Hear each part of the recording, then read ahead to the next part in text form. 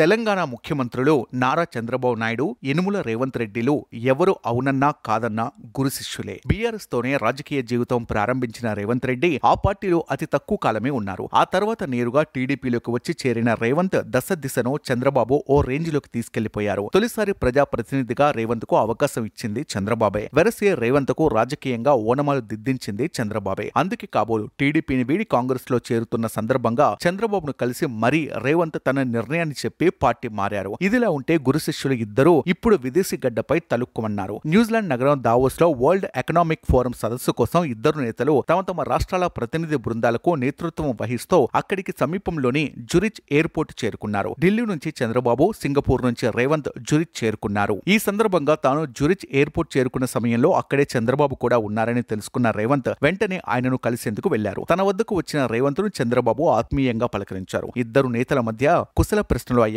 కలిసి కూర్చొని తేనీరు సేవించారు. ఈ సందర్భంగా రేవంత్ వెంట ఉన్న తెలంగాణ మంత్రి దుద్దిల్ల శ్రీధర్ బాబును చంద్రబాబు దగ్గరకు పిలిచి ఆయన భుజంపై చేవేసుకుని మరీ కులాసాగా గడిపారు. శ్రీధర్ బాబు తండ్రి దివంగత డి శ్రీపాదరావుతో చంద్రబాబుకు మంచి సాన్నిహిత్యం ఉంది. ఇక ఈ భేటీలో టీడీపీ జాతీయ ప్రధాన కార్యదర్శి, ఏపీ ఐటీ శాఖ మంత్రి నారా లోకేష్, కేంద్ర పౌర విమాన శాఖ మంత్రి కింజరపు రామ్మోహన్ నాయుడు తదితరులు పాలుపంచుకున్నారు. ఈ సందర్భంగా ఇరు రాష్ట్రాల సీఎంలు కాసేపు అలా పిచ్చాపాటిగా కాలక్షేపం చేశారు. తర్వాత ఎవరి పనిలో వారు పడిపోయారు. దావోస్ సదస్సు ప్రారంభం అయ్యేలోగానే జురిచ్ లోనే కార్యరంగంలోకి దిగిపోనున్న ఇద్దరు సీఎంలు తమ తమ రాష్ట్రాలకు పెట్టుబడులను రాబట్టే పనిని మొదలు పెట్టేశారు.